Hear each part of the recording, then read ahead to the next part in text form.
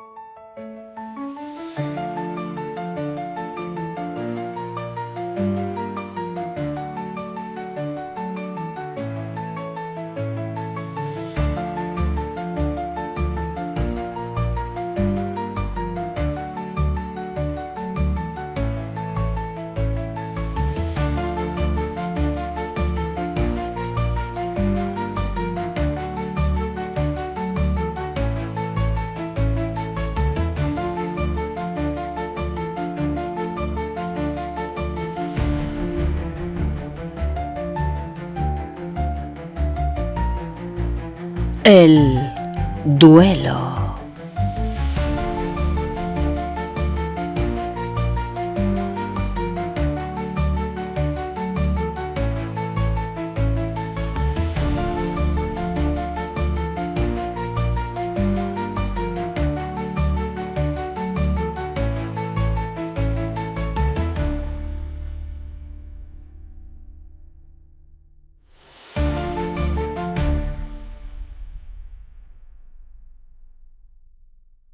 Sime y sus compañeros se sentaron a una mesa. Los ojos azules de Sime parecían brillar como el mar. Pidió con alegre impaciencia una botella de Saumur.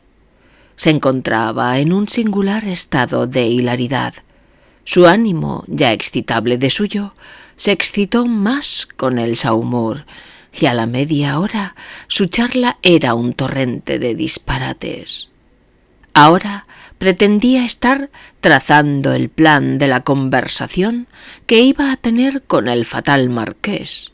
Hizo unos apuntes con lápiz, una especie de catecismo con preguntas y respuestas que iba recitando con extraordinaria fluidez. Me acercaré.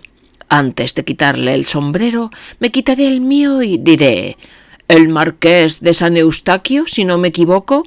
Él dirá: «El célebre Mr. Sime, supongo», y añadirá en excelente francés: «Comment allez-vous?». A lo cual yo contestaré: «Oh, siempre el mismo Sime». «Basta», dijo el de las gafas, «modérese usted y tire ese papel. ¿Qué se propone usted hacer realmente?». Sime, patéticamente: «Pero ¿no es encantador mi catecismo? Permítanme ustedes que lo lea. Solo tiene 43 preguntas y respuestas, y algunas respuestas del marqués son ingeniosísimas. Hay que hacer justicia al enemigo». «Pero, ¿a qué conduce todo esto?», preguntó el doctor Bull, impaciente. «A mi desafío.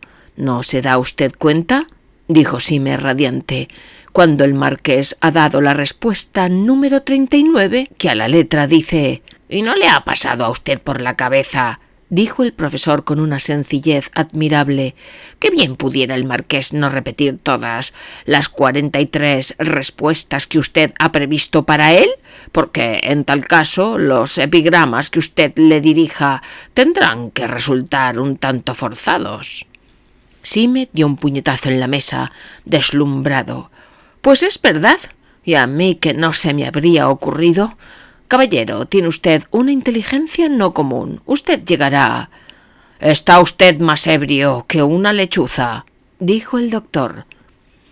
«No hay más remedio», continuó Sime sin hacer caso, «que adoptar otro método para romper el hielo, si se me permite expresarme así, entre mi persona y ese hombre a quien quiero matar, y puesto que las peripecias de un diálogo no pueden ser previstas por una sola de las partes, como usted con tan recóndita sutileza ha tenido a bien observarlo, a esta parte no le queda más, me parece, que desempeñar por sí misma, hasta donde sea posible, todo el diálogo. Y así ha de ser. Voto a San Jorge». Y se levantó. La brisa marina hacía vibrar sus amarillos cabellos. Escondida entre los árboles estaba tocando una banda en el próximo café cantante. Una mujer había comenzado una canción.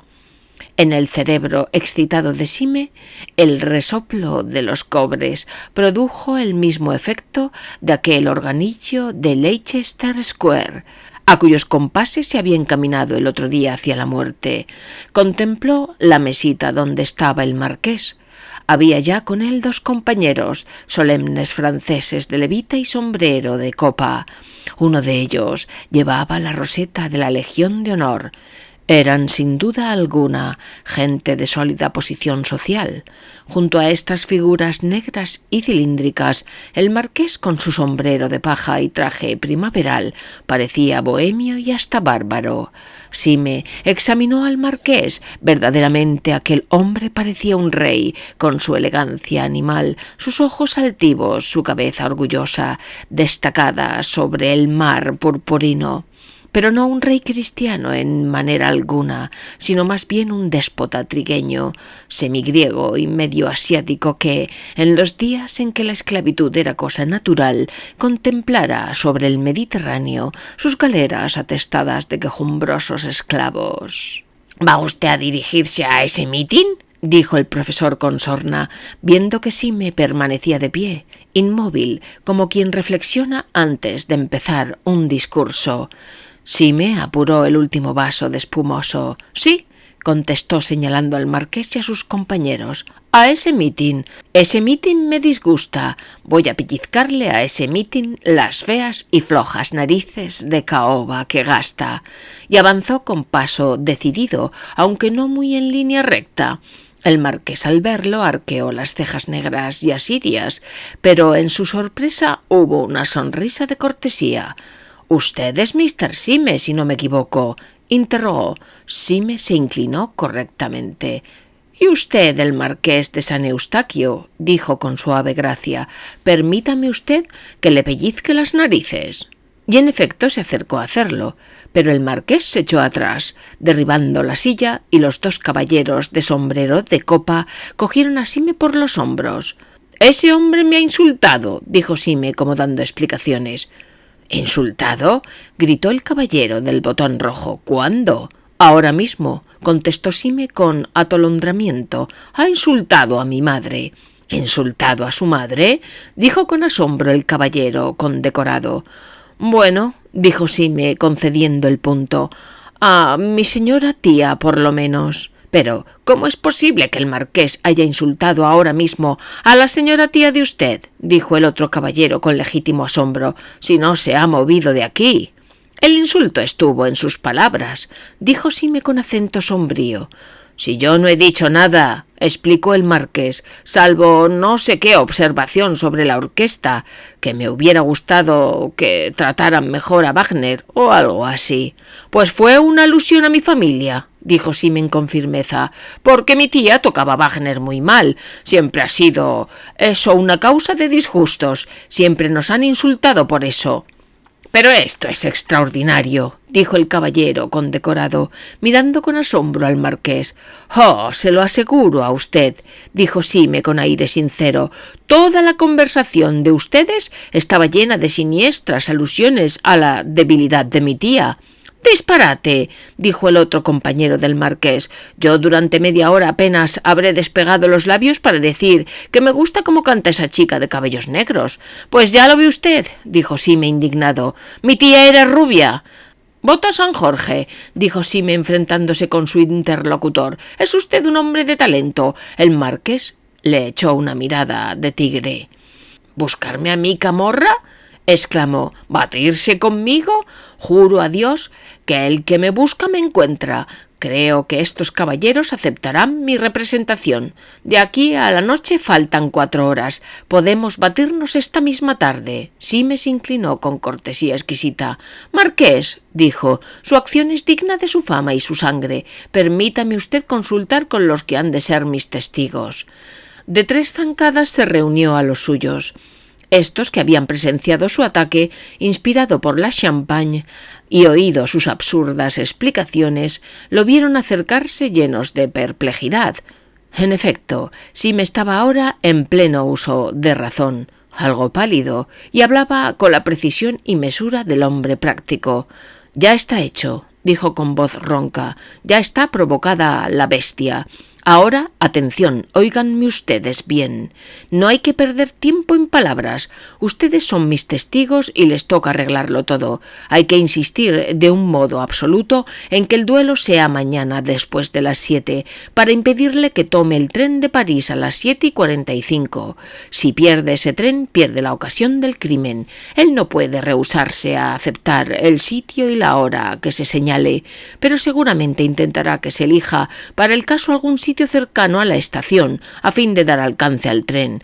Maneja muy bien la espada y puede confiar en que podrá darme muerte a tiempo, pero yo también entiendo algo de eso, y espero poder entretenerlo a lo menos hasta que pierda el tren. Después, para consolarse, probablemente me matará. ¿Entendido? Perfectamente. Pues permítanme ustedes presentarlos con aquellos distinguidos caballeros». Se acercaron al grupo del marqués y Simmé los presentó dándoles unos nombres aristocráticos que ellos no habían oído en su vida. Simmé tenía de tiempo en tiempo unos raptos singulares de sentido común, cosa que más bien le faltaba de ordinario. Esos raptos eran, como él mismo dijo cuando la ocurrencia de las gafas, intuiciones poéticas y a veces verdaderas profecías. Había previsto bien las pretensiones de su adversario. Cuando el marqués fue informado por sus testigos de que Simmé solo podía abatirse a la mañana siguiente, vio aparecer un obstáculo para su misión dinamitera en París, pero no pudiendo explicarlo a sus amigos, obró como Simmé lo esperaba. Indujo a sus testigos a que señalaran para el duelo un pradito que había cerca del ferrocarril, confiándolo todo a la fatalidad del primer encuentro. Al verlo llegar impasible al campo de honor, nadie hubiera dicho que le inquietaba sobre todo la idea de perder el tren. Las manos en los bolsillos, el sombrero de paja echado hacia atrás, el sol daba sobre su hermosa cara bronceada. Pero, cosa extraña para el que ignorase la situación, no solo le acompañaban sus dos testigos con las armas, sino dos criados con una maleta y una cesta de comestibles.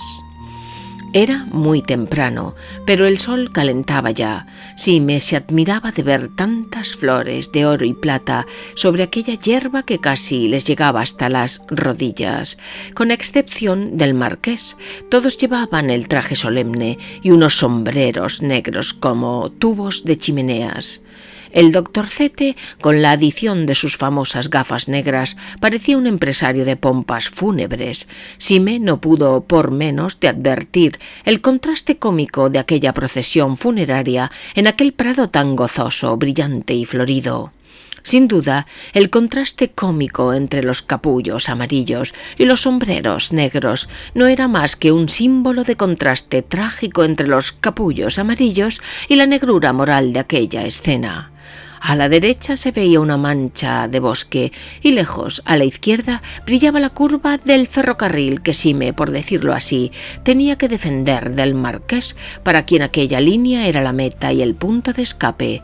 Al frente, detrás de los adversarios, Simmé podía ver, semejante a una nube, un pequeño almendro florecido sobre la vaga cinta del mar. El miembro de la Legión de Honor, cuyo nombre era, según parece, Coronel Ducroix, se acercó cortésmente al profesor y al doctor Bull y propuso que el duelo fuera a primera sangre. Pero el doctor Bull, bien aleccionado por Simmé sobre este punto estratégico, insistió con mucha dignidad y en un francés muy malo sobre la necesidad de continuar hasta que uno de los dos contrincantes quedara inútil. Simmé contaba con poder abstenerse de inutilizar al marqués e impedir que éste lo inutilizara a él por espacio mínimo de 20 minutos, tiempo bastante para que su contrincante perdiera el tren a París.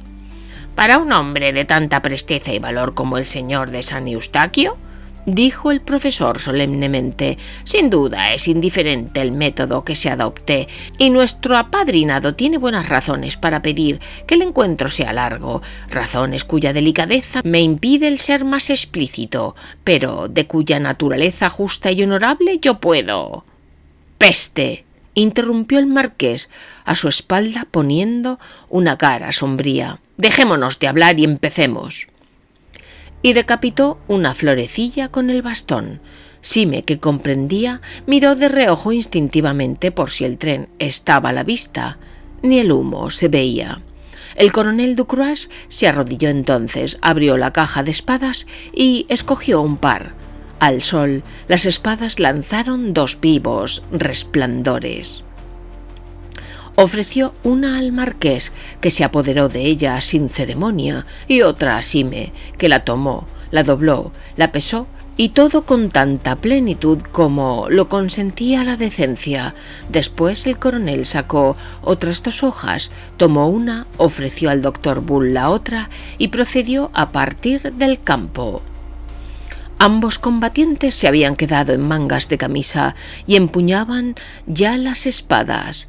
Los padrinos se mantenían a uno y otro lado del campo, con sus espadas también desnudas, pero conservando sus trajes y sombreros negros.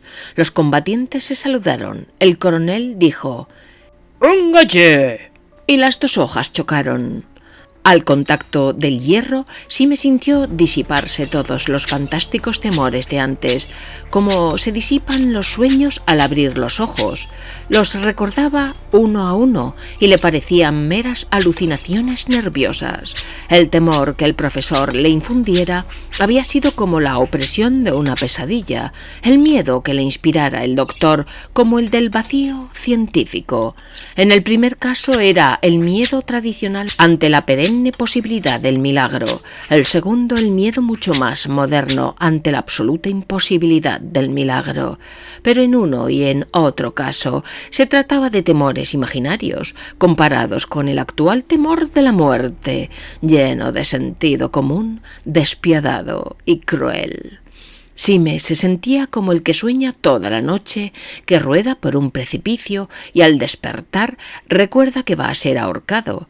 En cuanto vio brillar el reflejo del sol en la hoja del adversario, en cuanto sintió que se tocaban las 2 lenguas de acero, vibrantes y vivas, comprendió que tenía que habérselas con un enemigo poderoso. Tal vez había llegado su última hora.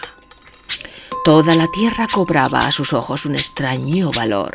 La hierba bajo sus plantas parecía vivir, el amor de la vida lo invadía todo. Hasta se figuró que oía crecer la hierba.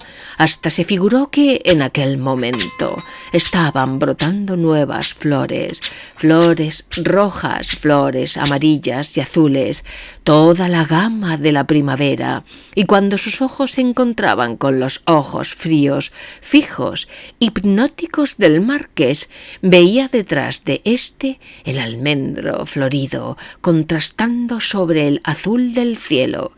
Se decía que si por casualidad salía con vida de aquel lance, no desearía ya más en la vida que poder sentarse a contemplar el almendro. Pero mientras que una parte de su alma se entregaba a contemplar la tierra, el cielo y todas las cosas, considerándolas como otras tantas bellezas perdidas, la otra era como un claro espejo de la realidad inmediata. Y así Sime paraba los ataques de su enemigo con una exactitud del reloj de que no se había creído capaz. Una vez la punta del arma enemiga corrió por su muñeca, trazando una línea de sangre. Pero nadie lo advirtió, o todos afectaron ignorarlo. De tiempo en tiempo contestaba, y 1 o 2 veces le pareció que había tocado. Pero como no había sangre en la camisa del contrario, ni en la propia espada, supuso que se había equivocado.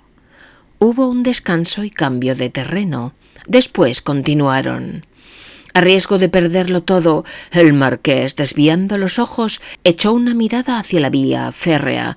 Después volvió hacia Sime una cara de demonio y comenzó a multiplicar sus ataques como si tuviera 20 espadas. Los ataques eran tan furiosos y continuos que aquella espada parecía un chubasco de dardos.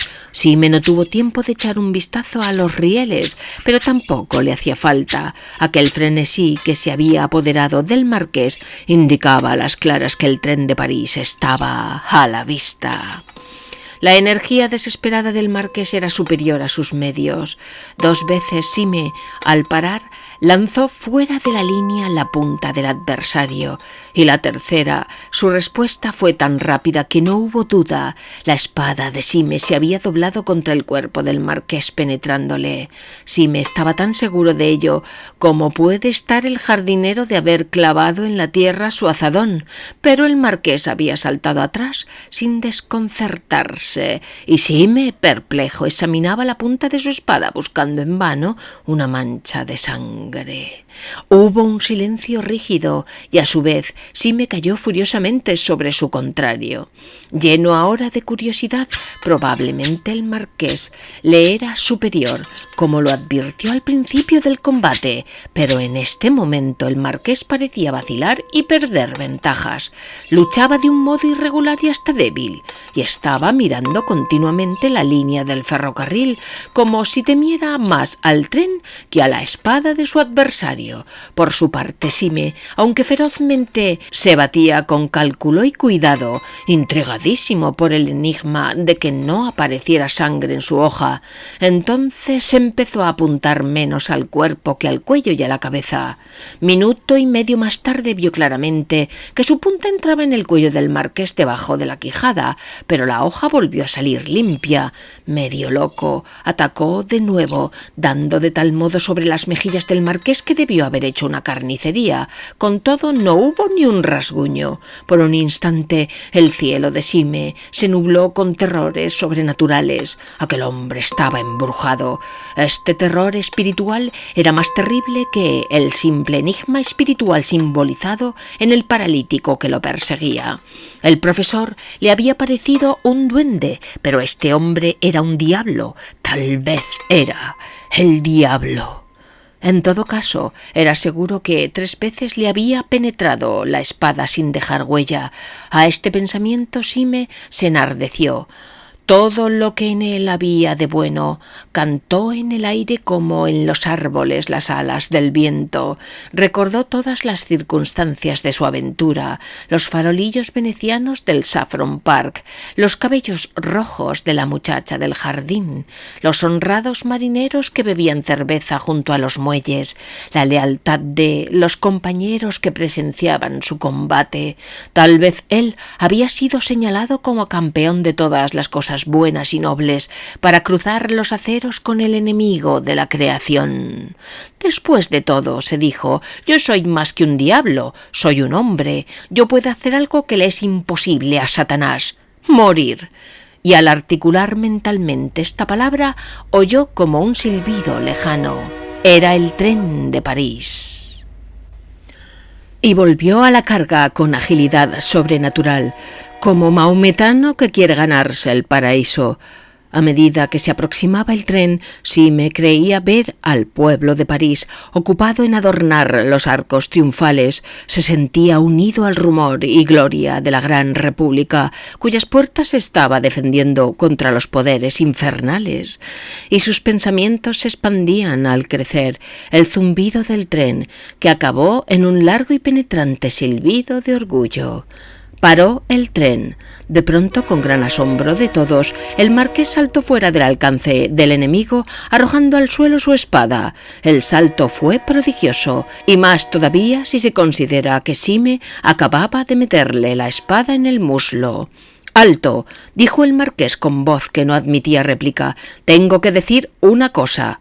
«¿Qué pasa?», preguntó el coronel Ducroix. «¿Ha habido alguna irregularidad?». «Alguna ha habido», dijo el doctor Bull algo pálido. «Nuestro amigo ha herido al marqués 4 veces por lo menos, sin que éste parezca sentirlo». El marqués levantó la mano con aire de espantoso dolor. «Por favor, déjenme hablar, que es importante». Y enfrentándose con su adversario, «Mr. Sime, estábamos batiéndonos, si mal no recuerdo, porque usted manifestó el deseo, muy racional a mi entender, de pellizcarme las narices. Le ruego a usted que tenga la bondad de pellizcármelas lo más pronto posible. Tengo que alcanzar el tren». «Protesto contra semejante irregularidad», dijo el doctor Bull indignado. En efecto, es algo opuesto a los precedentes, dijo el coronel Ducroix mirando con severidad a su amigo.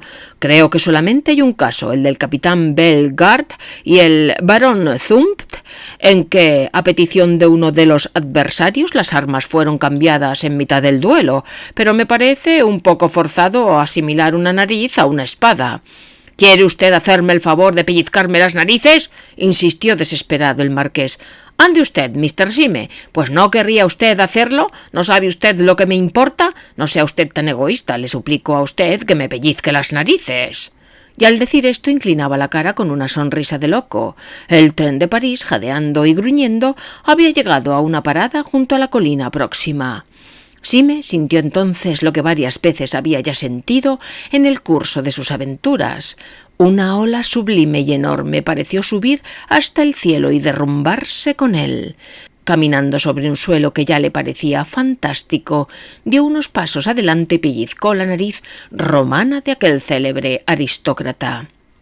Tiró fuerte y la nariz se le quedó entre los dedos. Permaneció unos segundos hundido en solemne perplejidad, contemplando aquel ridículo apéndice de cartón. El sol, las nubes, las colinas boscosas parecían contemplar también aquella escena disparatada. El marqués rompió el silencio con voz clara y casi jovial. «Si mi ceja del lado izquierdo puede serle útil a alguno, se la cedo. Coronel Ducroix, acepte mi ceja izquierda. Son cosas que pueden ser útiles algún día». Y se arrancó gravemente una de aquellas admirables cejas asirias, trayéndose con ella casi la mitad de su gran frente morena. Después la ofreció cortésmente al coronel, que permanecía mudo y encarnado de rabia. «Si yo hubiera sabido», soltó al fin, «que estaba apadrinando a un cobarde que se enmascara y se forra para batirse».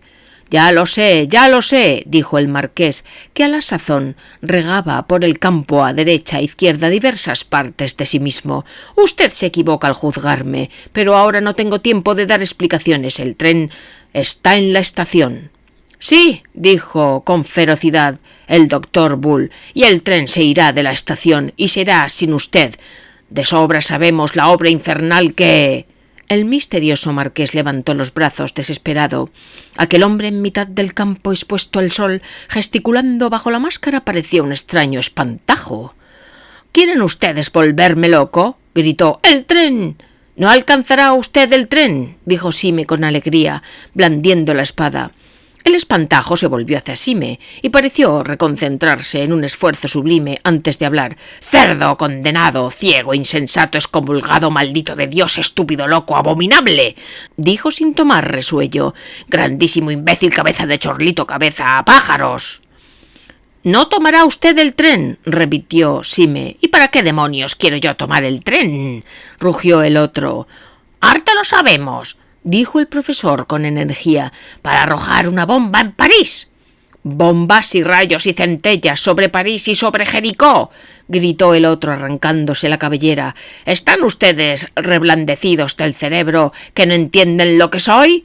¿Pero están ustedes creyendo que quiero alcanzar ese tren? Por mí ya pueden marcharse a París 20 trenes, condenados trenes de París». «Pues entonces, ¿qué es lo que a usted le preocupa?», preguntó el profesor. «¿Qué me preocupa? No ciertamente alcanzar ese tren, sino evitar que me alcanzara. Y ahora, santos cielos, ya me ha alcanzado». «Siento decirle», observó Sime reprimiéndose, «que sus explicaciones me resultan ininteligibles. Tal vez si se quita usted ese fragmento de frente postiza y un poco de lo que antes fue su barba, le entenderemos mejor. La lucidez mental camina por muchos caminos. ¿Qué quiere usted decir con eso de que el tren le ha alcanzado? Puede que sea efecto de mi imaginación literaria, pero me parece que con eso quiere usted decir algo». «Quiero decir todo y más que todo», gritó el otro. «Quiero decir que hemos caído en manos del domingo». «¿Hemos? ¿Hemos?», repitió el profesor estupefacto. «¿Y quiénes hemos caído?».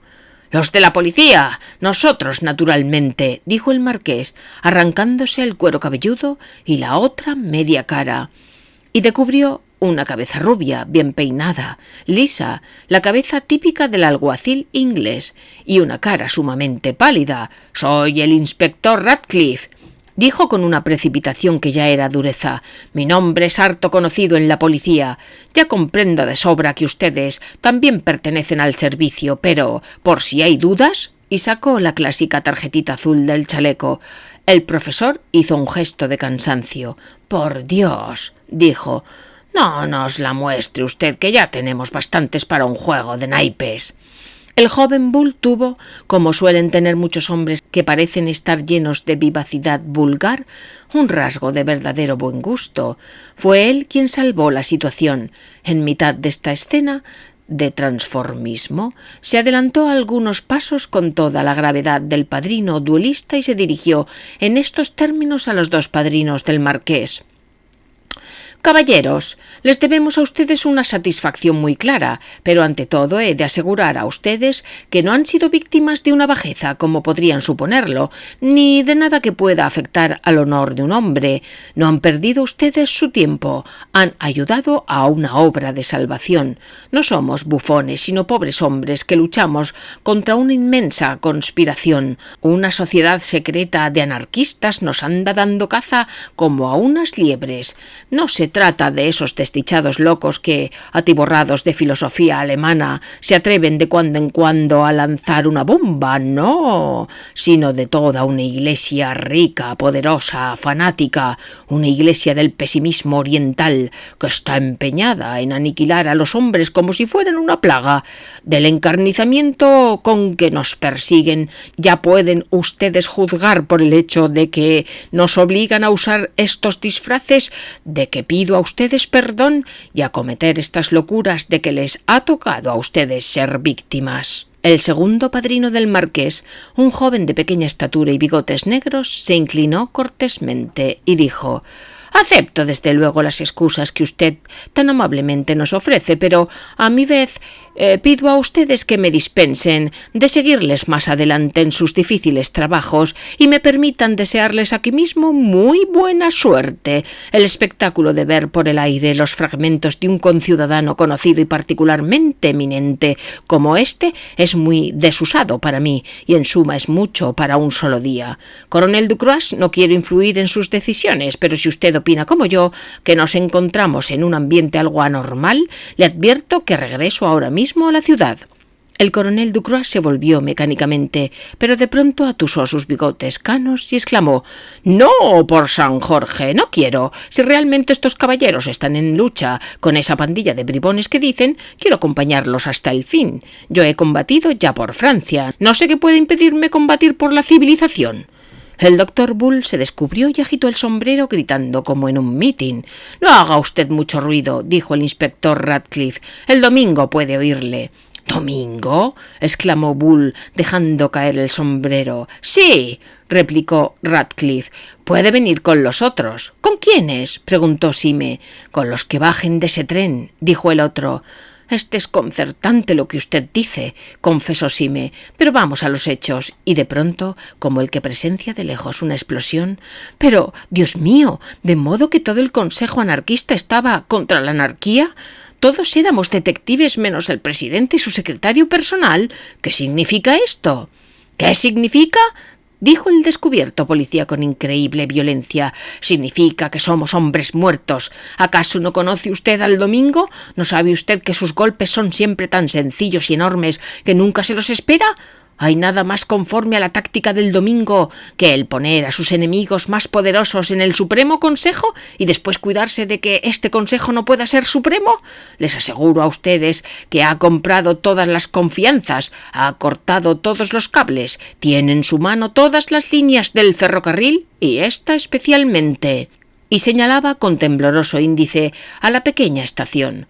«Todo el movimiento está regido por él. Medio mundo está dispuesto a levantarse en su nombre, pero quedaban 5 desdichados que podían habérsele resistido, y el demonio del viejo los metió en su Consejo Supremo para que se pasaran el tiempo acechándose mutuamente. Somos unos imbéciles, y nuestra imbecilidad se conduce de acuerdo con las previsiones de ese hombre. Domingo comprendía que al profesor se le había de ocurrir perseguir a Sime en Londres, y así me batirse conmigo en Francia, y en tanto que él combinaba grandes masas de capitales y se apoderaba de las líneas telegráficas, nosotros, como buenos idiotas, andábamos uno tras otro como los nenes jugando al escondite. —¿Y bien? —dijo Sime con cierta calma. —Y bien nada —dijo el otro, tranquilizándose como por encanto—, que ahora el domingo nos encuentra jugando al escondite en un campo lleno de belleza rústica y de extremada soledad.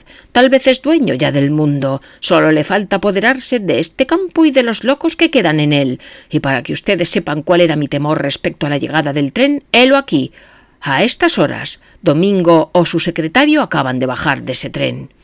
Sime lanzó un grito involuntario y todos volvieron la vista a la estación. Parecía que estaba bajando mucha gente y que comenzaba a moverse en dirección a ellos, pero no era fácil darse cuenta. Estaban todavía muy lejos.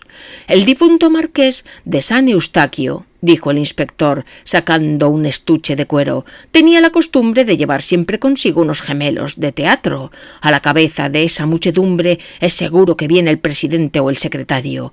En buen sitio nos cogen. Aquí no hay riesgo de que caigamos en tentación de romper nuestras promesas llamando a la policía, doctor Bull. Se me figura que verá usted mejor con esos gemelos que con estas decorativas gafas negras. Y le alargó los gemelos. El doctor, quitándose las gafas, aplicó a sus ojos los gemelos. «No hemos de tener tan mala suerte», dijo el profesor, no muy seguro de lo que hablaba. «Parece que baja mucha gente, pero bien pueden ser turistas». «Pero», preguntó Bull sin dejar de ver con los gemelos, «¿acaso los turistas acostumbran a usar antifaces negros?» Sime le arrancó los gemelos y se puso a mirar. La mayoría de ellos, recién venidos, no tenían nada de extraordinario, pero 2 o 3 de los que parecían conducirlos llevaban unos antifaces negros casi hasta la boca. El disfraz, a esa distancia, sobre todo, era completo. Sime no pudo identificar aquellas mandíbulas, aquellas barbas afeitadas. Los disfrazados hablaban entre sí y sonreían. Uno de ellos solo sonreía con media cara.